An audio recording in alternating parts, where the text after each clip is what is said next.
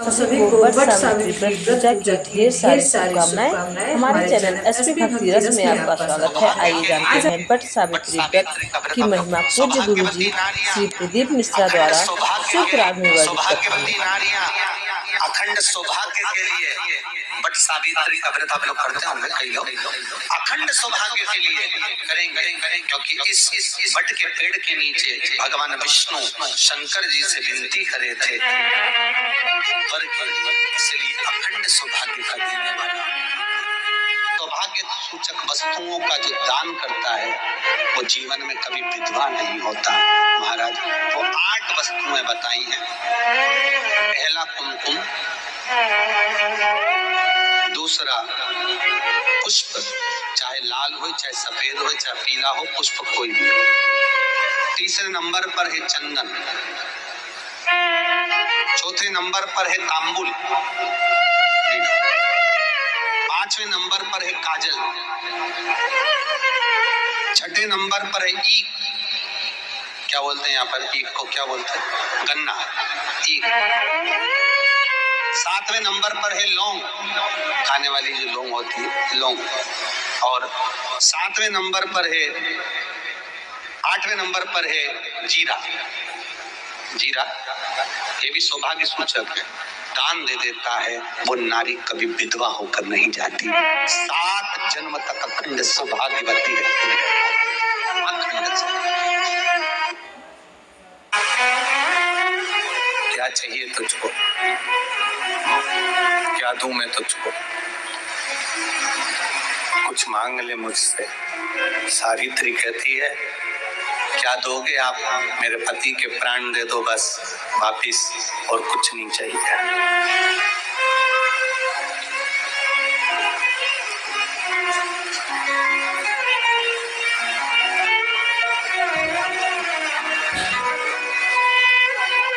But Savitri की अमावस्या के दिन किसी एक माता ने सीहोर आश्रम पर एक मैसेज भेजा, और उस मैसेज में लिखकर भेजा कि गुरुजी से पूछना, हम भी तो पति की इतना मानते हैं, पति का सम्मान करते हैं, पति को आदर देते हैं, तो हम भी सावित्री की गिनती में आते कि नहीं आते।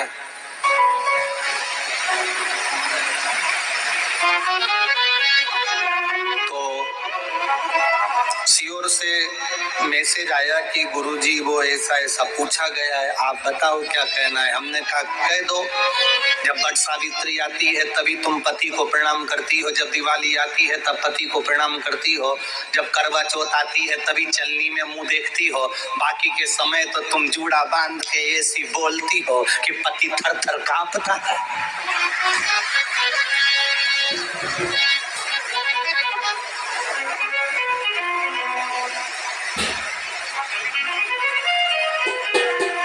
केवल एक करवा चौथ का दिन ऐसा होता है कि चलनी में पति का मुंह देखती हो, तुम चलनी में पति का मुंह देखती हो, और पति तुम्हारे गले में जो मंगल सूत्र टंगा है उसको देखता है, क्योंकि उसको मालूम है 6 महीने से पीछे पकड़ कर बैठी थी, मेरा पहला करवा चौथ का व्रत आ रहा, मंगल सूत्र दिला देना, मेरा पहला करवा चौथ का व्रत आ रहा है, मंगल सूत्र दिला देना। बेचारे ने ना जाने कहां से कर्जा कर इतना बड़ा मंगल सूत्र दिलाया, लाल लाल मोती और इतना बड़ा पेंडिल लटक रहा, तुम चलनी में मुंह देख रही हो, तुम्हारा मंगल सूत्र देख रहा 80,000 का है, 80,000।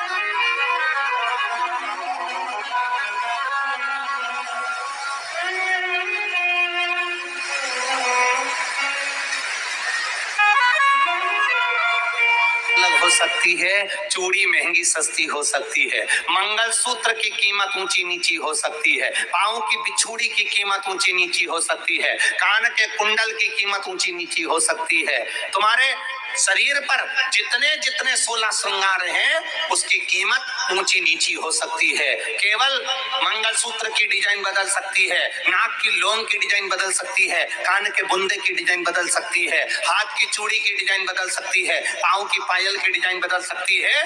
केवल नारी के 16 श्रृंगार में एक श्रृंगार ऐसा है जिसकी कीमत जो पहले थी वही कीमत आज तक है, और उसकी डिजाइन आज तक नहीं बदली, वो मांग का सिंदूर है, एक जैसी डिजाइन है और एक जैसी कीमत है। सारे श्रृंगार की कीमत अलग अलग है। तुम्हारे हाथ की चूड़ी की कीमत अलग होगी, पड़ोसन के हाथ की चूड़ी की कीमत अलग होगी, किसी की साड़ी की कीमत अलग होगी, किसी के जूड़े की कीमत अलग होगी, गजरे की कीमत अलग होगी, गजरे की कीमत अलग होगी, पायल बिछुड़ी की कीमत अलग होगी। और मांग में जो सिंदूर डाला जाता है वो एक कीमत का होता है, एक डिजाइन का होता है और एक जैसा होता है, और वो सबसे भारी होता है। सावित्री यमराज से कह रही है मेरे पति को छोड़ दो। यमराज कह रहा है सावित्री तेरा पति मर चुका है, मांग के सिंदूर को पोंछ दे। सावित्री कहती है पूरा श्रृंगार उतार दूंगी पर मांग का सिंदूर नहीं पूछने दूंगी। तब यमराज ने कहा जब तक तू मेरे मांग का अपनी मांग का सिंदूर नहीं उतारती तब तक तू मेरे पास नहीं आ सकती। भगवान यमराज से सावित्री ने कह दिया मैं भी तुझे वचन देती हूँ यमराज, मेरी मांग में जब तक सिंदूर है, जैसे सीता ने लाइन, लक्ष्मण जी ने लाइन खींच दी थी और सीता पार नहीं जा सकती थी, मैं भी तुझे वचन देती हूँ जब तक नारी की मांग में सिंदूर है तब तक तू उसके पति को उसके सामने लेकर नहीं जा सकता। ये भी मैं तुझे कह देती हूँ। यमराज भैंसे पर सवार होकर सत्यवान को लेकर जा रहा था, सावित्री से वचन पर वचन चल रहे थे। यमराज यमलोक में प्रवेश करने लगा। मांग के सिंदूर में से थोड़ा सा सिंदूर सावित्री ने केवल हाथ में लेकर अपनी बिंदी पर जो लगाया, सत्यवान को लेकर यमराज अंदर नहीं जा पाया। बाहर खड़े होकर कहता है मांग ले, मैं तुझे एक वचन नहीं, तू बोले तो मैं 2 वचन दे देता हूँ, तू बोले तो मैं 3 वचन दे देता हूँ, तू मांग क्या चाहिए। तब सावित्री ने कहा देना चाहते हो? हाँ। अब यमराज को लगा कि लालच में पड़ गई सावित्री। तब कहा पहला वचन दीजिए, मेरे अंधे सास ससुर के नेत्र वापिस आ जाएं। यमराज ने कहा तथास्तु। दूसरा वचन दीजिए, मेरे सास ससुर अपने पोता पोती का मुख देखें। यमराज ने कह दिया तथास्तु।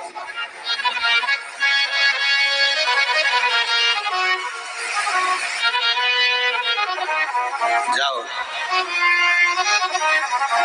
यमराज जाने लगे, फिर आग जलने लगे, कहने लगे अब मैं अंदर क्यों नहीं जा पा रहा हूँ। सावित्री कहती है तुमने वर दिया है मेरे सास ससुर पोता पोती का मुख देखें, उनके बेटे को तुम ले जाओगे तो पोता पोती कहां से होगा,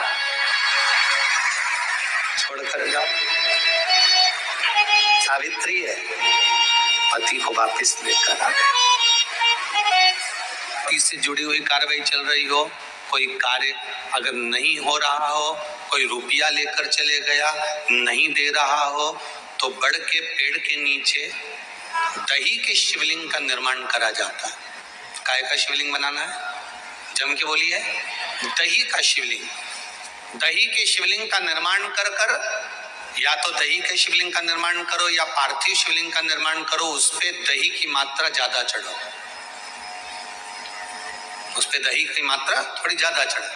तो दही का शिवलिंग बनाए या पार्थिव शिवलिंग बड़ के पेड़ के नीचे बनाकर उसका पूजन करना, उस पर काली तिल समर्पित कर कर एक बेलपत्र,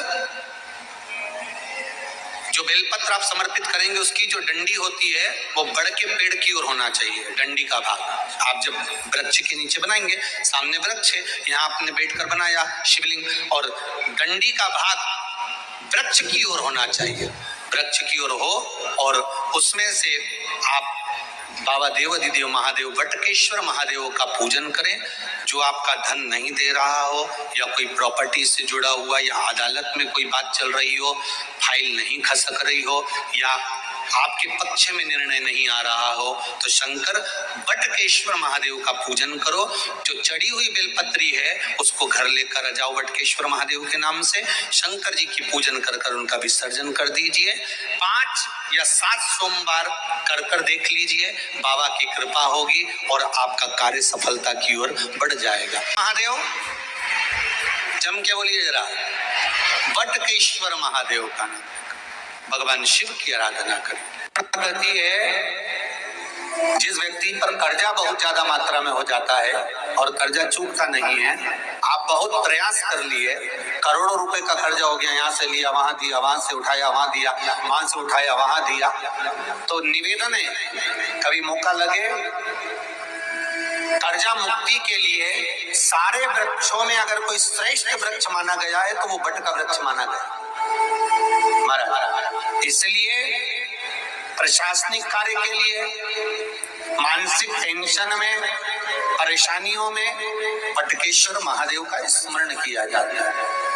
और यदि निवेदन करूंगा बहुत ज्यादा, यदि आपको कर्जा हो गया, बहुत ज्यादा कर्जा हो गया और वो कर्जा चूक ही नहीं रहा, तो थोड़े दिन बड़ के पेड़ के नीचे आप बटकेश्वर महादेव के लिए 1 लोटा पानी, उसमें थोड़ा सा पिसा हुआ चावल पीस के गला लेना, चावल को और पीस लेना, पीस के उस पानी में मिला लेना और मिलाकर उसमें थोड़ी सी हल्दी पिसी हुई डालकर बटकेश्वर महादेव के नाम से बड़ के पेड़ के नीचे अपनी कामना कर जो कर्जा हुआ है उस कर्जे का भान देते हुए, स्मरण देते हुए छोड़ दीजिए महाराज।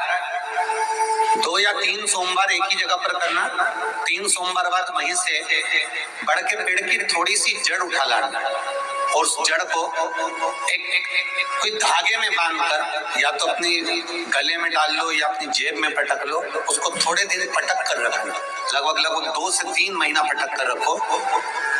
वो जड़ जैसे बड़ का पेड़ विस्तार होता है, पानी गिरे ना गिरे, जल वृष्टि हो ना हो, गर्मी पड़े ना पड़े, उसको कोई फर्क नहीं पड़ता, बड़ का वृक्ष आप रूप फैलता जाता है, उसकी जड़ें अपने आप प्रबल होती है। उसी तरह ये बटकेश्वर महादेव कहीं से भी अगर जड़ आपके पास में रखी है 1 महीना, 2 महीना, 3 महीना तक, तो ये जड़ अपने आप लक्ष्मी को पकड़कर खींच कर लाती है और कर्ज से मुक्त करती है। ढेर सारी शुभकामनाएं हमारे चैनल एसपी भक्ति रस में आपका स्वागत है।